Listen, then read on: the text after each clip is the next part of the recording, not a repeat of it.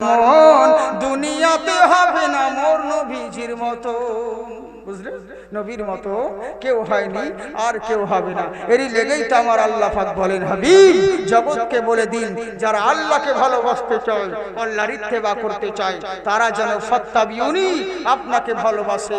কারণ আপনাকে ভালোবাসলে তার নামাজ কবুল করব, আপনাকে ভালোবাসলে তার রোজা কবুল করব, আপনাকে ভালোবাসলে তার হজ যাকাত কবুল করব, সব তোমার কবুল হবে যদি নবী তোমার সঙ্গে থাকে।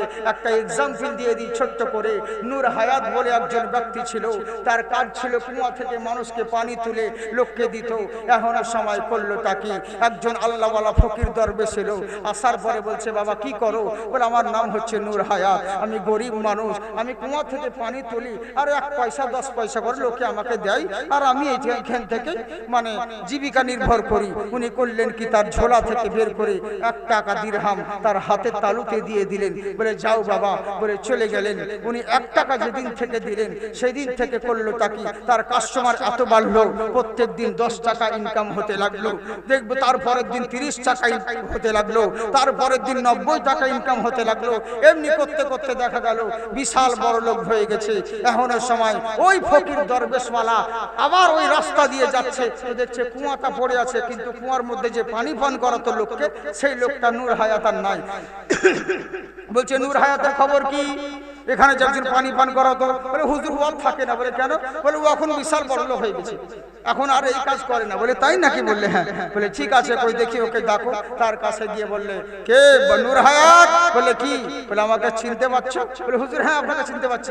বলে সেই 1 টাকা দিয়েছিলেন? বলে হ্যাঁ। বলে হুজুর সেদিন থেকে তো আমার এত বরকত হয়েছে। বলে তাই নাকি? বললে হ্যাঁ। বলে ঠিক আছে, কিন্তু বরকত হওয়ার পরে দুনিয়াকেই ভুলে গেলে। বলে আমি যে 1 টাকাটা তোমাকে দিয়েছিলাম ওই 1 টাকাটা দাও। এবার যখন বলে ঠিক 1 টাকা নিবেন, নিয়ে নিন। কত নিবেন? 1 লক্ষ নিলেও দিয়ে দেবো, সব দরকার নেই, আমি 1 টাকা দিয়েছিলাম যে 1 টাকাটা সেটাই আমাকে দাও। ওই 1 টাকা যখন ফেরত দিয়ে দিলেন, 1 দিন 2 দিন করতে করতে নূর হায়াত সমস্ত কিছু সম্পত্তি নষ্ট করে আগে যেমন ছিল ওই আবার পুনরায় ওরকম হয়ে গেল। এখানে বুঝাতে চাইলেন যে শোনো, ওই 1টা ছিল বলে তোমার এই পাশে জিরোগুলোর মূল্য ছিল, যখন 1 বাছি নিয়ে নিয়েছে তখন এই জিরো তো জিরোই থেকে গেছে, এর কোনো মূল্য নেই। তো জেনে রাখো, নামাজ রোজা হজ যাকাত যা কিছু করবে করো, কিন্তু নাম্বার 1 হচ্ছে নবী মুস্তাফার মোহাব্বত। নবীর মোহাব্বত যদি না থাকে, তোমার নামাজ রোজা হজ যাকাত কোনো কিছুর মূল্য নেই। মূল্য যদি দিতে চাও, আগে নবী মুস্তাফাকে ভালোবাসতে শিখো। বুঝলে, নবীকে ভালোবাসো। নবীকে ভালোবাসলে তোমার সকল ইবাদত কবুল হবে, সকল জিনিস তোমার লাভবান হবে, মর্যাদা পাবে। বুঝলেন বাপজি সোনামুখী আমার? এরই লেগেই তো আমার আল্লাহ পাক বলেন, হাবিব যারা আপনাকে আমাকে ভালোবাসতে চায়, আমার ইত্তেবা করতে চায়, তাদেরকে বলে দিন তারা যেন আপনাকে ভালোবাসে। আর যারা আপনাকে ভালোবাসলো, আমি আল্লাহ তাদেরকে, আমাকে আল্লাহকে ভালোবাসা হবে। আর যারা আপনাকে ভালোবাসলো, আমি আল্লাহ তাদেরকে ভালোবাসবো। আর ভালোবেসে ছেড়ে দিব না, তাদের গুনাহ সমূহগুলোকে আমি আল্লাহ মাফ করে দিব। কেন? যেহেতু আমি আল্লাহ হলাম গফুরুর রহিম। সুবহানাল্লাহ বলেন। হ্যাঁ সুবহানাল্লাহ। একবার হাত উঠিয়ে বলেন, ইয়া রাসূলুল্লাহ। বুঝতে পারছি অনেক জনের রিকোয়েস্ট ছিল একটা আমার ওই ভোজপুরি কালাম শোনালেন। বুঝলেন তো?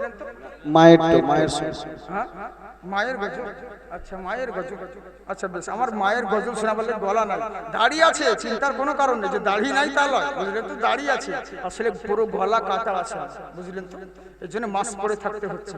হ্যাঁ, হাওয়ার ব্যাপার আছে, অনেক কিছু ব্যাপার থাকে, যার কারণে মানে কখন কার কি হয় বোঝা মুশকিল। তবে একটা অনুরোধ করবো, যতই যাই কিছু প্রবলেম হোক,